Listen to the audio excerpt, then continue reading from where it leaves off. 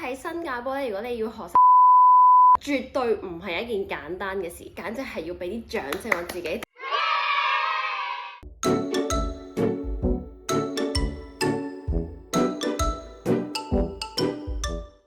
Hello， 大家好，Irene。哇！我發現我好耐都冇拍過呢一種坐低同大家傾偈嘅片啊！咁因為之前咧，我就睇到我嘅同鄉 Ruby 同埋 Benson 佢哋咧有講過話，佢哋嚟咗4個月新加坡之後，有啲乜嘢係已經習慣咗，有啲乜嘢係唔習慣。咁就令我諗起係時候做一個2.5年嘅 version 啦。冇錯。我已經拍咗 YouTube 2年啦，已經嚟咗新加坡2年半啦。喺你睇緊呢條片嘅時候，因為如果你係我忠實觀眾嘅話，你會發現我喺過去2年拍 YouTube 期間，我都會不時咁樣同大家分享下，到底我喺過去嘅半年、1年、1年半、2年喺新加坡嘅生活，令到我改變咗啲乜嘢。咁如果你有同感嘅話，不妨喺下邊留言話俾我聽；唔同意嘅話，更加要喺下邊留言話俾我聽。好，事不宜遲 ，Let's go！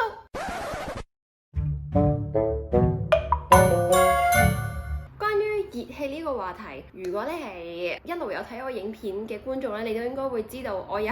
一 move 嚟新加坡咧，我已經有同大家分享。哎呀，我個人好熱氣啊！但喺新加坡嘅嘢食咧，就係比較油炸、煎煎、炒炒、炸炸嘅居多，所以喺啱啱嚟到新加坡嘅嗰1年、1年半咧，完全係會成日喉嚨痛、唔舒服、喉嚨痕。咁呢一樣嘢其實都困擾咗我好耐。不過我慢慢咁發現咧，當我喺度住得耐咗 ，keep 住呢一種飲食習慣，去到依家我嚟到2年半啦，就發現好似呢個情況咧係有所改變。喺我食熱氣嘢之後嘅幾日咧，其實我係冇咁容易喉嚨痛，甚至係唔會喉嚨痛咯。可能就係因為飲食習慣嘅改變啦，我唔知道氣候都有關。而喺我自己身上面呢一種改變咧，都令我明白到點解可能好多時喺新加坡嘅朋友，又或者喺馬來西亞嘅朋友，你哋可能有時候食一啲炸嘢啊，或者熱氣嘢咧，都冇咁容易喉嚨痛，冇好似我咁容易喉嚨痛。可能就係因為由細到大，你嘅身體已經適應咗呢一類型嘅嘢食，甚至係呢一種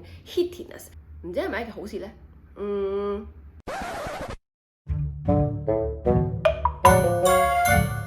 學識咗點樣用 local way 去嗌菜飯同埋嗌我要嘅水，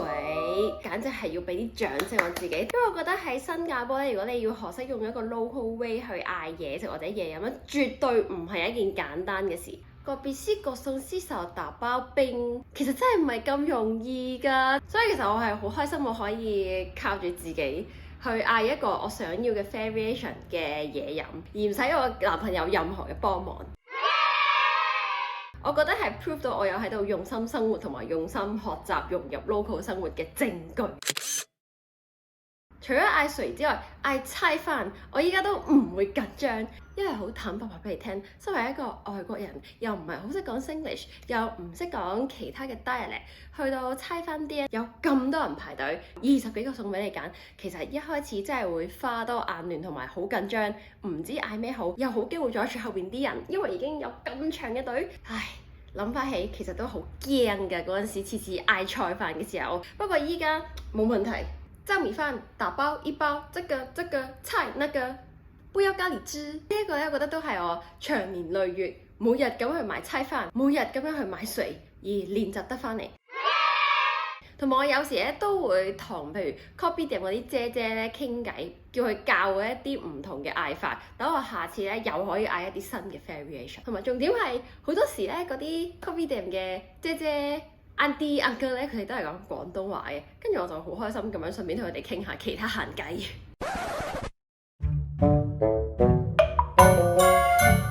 喺新加坡變幻莫測嘅落雨，咁一開始嚟到嘅時候呢，的而且確係會有少少唔習慣，就係你唔知點解突然間新加坡就會落一場大雨，然後嗰一場雨呢又喺好快。快嘅話可能講緊2分鐘，慢嘅話可能都要成粒鐘嘅。咁佢就會停㗎啦。所以初嚟到嘅時候，總會有啲緊張，就係唔知幾時落雨，所以係咪都帶把遮先？又或者係有時要 time 住，哎呀幾時佢會落雨啦？到底要唔要出街啊？咁就會比較難去計劃嗰日嘅行程啦。因為有時就算你去睇新加坡嘅天氣報告，其實好似未來7日甚至未來1個月佢嘅天氣報告或者天氣狀況都係一樣。早上、中午或者夜晚，總會有一段時間佢話俾你聽係有機會落雨。我睇完呢一個天氣報告，其實都有啲拗頭。哎呀，到底點好呢？都係帶翻把遮啦。但係依家住咗2年半之後，我就學識咗，新加坡嘅落雨有80% of the time 佢都係會好快停嘅。所以依家如果喺我出去食飯或者同朋友聚會 gathering 食嘢嘅時候，即使佢係有落雨都好，你一係就帶定把遮。不過依家我會帶多啲錢，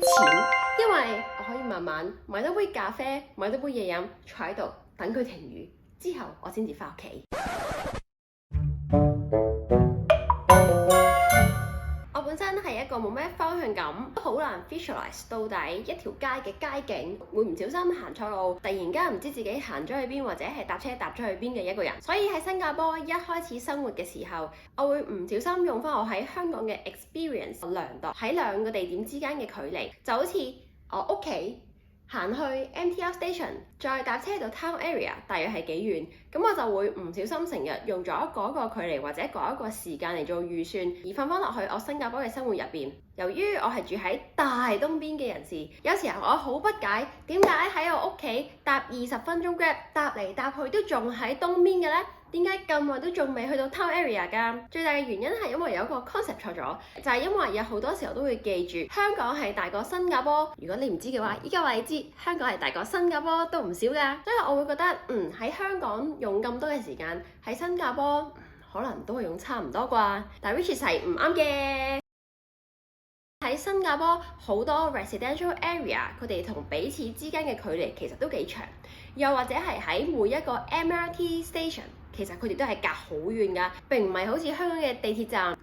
港鐵站一樣。有時有一啲港鐵站同港鐵站之間咧，可能你行路咧行5分鐘你已經可以去到㗎啦。但喺新加坡我就覺得比較少會揾到呢一種情況，而每一個站同站之間嘅距離，有時淨係搭嗰個 MTR 啊都要搭成3分幾鐘先至到。所以當我喺度住咗之後，就會學識點樣更加捉緊，計劃得好啲，每次出門嘅時候所需要用到嘅交通時間啦。不過講真，依然都係覺得由屋企去到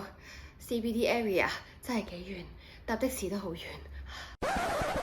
好，咁呢條片就到呢度啦，希望大家睇得開心，同埋希望你可以了解多啲我身為一個已經嚟咗新加坡2年半嘅香港人，到底有啲乜嘢係我一開始嗰陣時唔習慣，但係依家嚟咗一段時間，終於都叫做喺好好生活、好好咁樣努力生活底下，終於習慣咗啦。咁中意條片嘅話，記得俾個 like、subscribe 個 channel，最緊要個鐘仔，咁你就唔會錯過下一條片啦。好，我哋好快再見，拜拜。